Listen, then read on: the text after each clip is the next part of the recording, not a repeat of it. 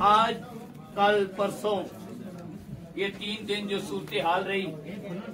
مجھ سے کئی لوگوں نے یہ کہا کہ مدارس تو اپنی عزتیں بچاتے ہیں،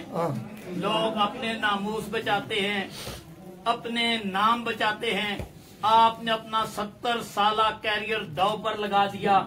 مجھے یہاں پر والد گرامی کا وہ جملہ یاد آیا، آج سے تقریباً 12-13 سال پہلے ایک عالم دین نے جب پاکستان میں تحریک ناموس رسالت اٹھی اور ایک شخص نے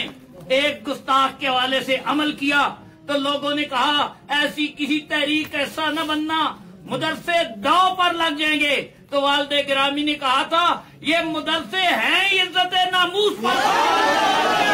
اگر ناموس محفوظ نہیں ہے کہ یہ مدرسے صرف دکانداری ہے، ہم نے ایسی بے غیرتی والی نہ مدرسہ والا کام کرنا ہے، نہ ایسی بے غیرتی والی ہم نے کوئی اور بات کرنی ہے۔ مجھ سے بھی کہا گیا کہ یہ آپ نے کیا کر دیا، جامع کی عزت داؤ پر لگی۔ میں نے کہا داؤ پر تو ان بدبختوں نے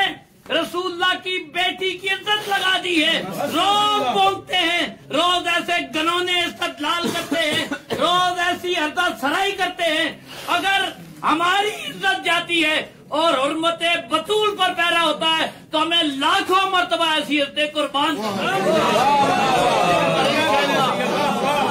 کرتے ہیں، کرتے رہیں گے۔ چاہے عزت صحابہ کی بات ہوگی،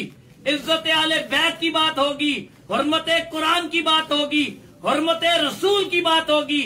انشاءاللہ زیائی ہمیشہ پہلی صفوں میں دفاع کرنے والے سپاہی بن کر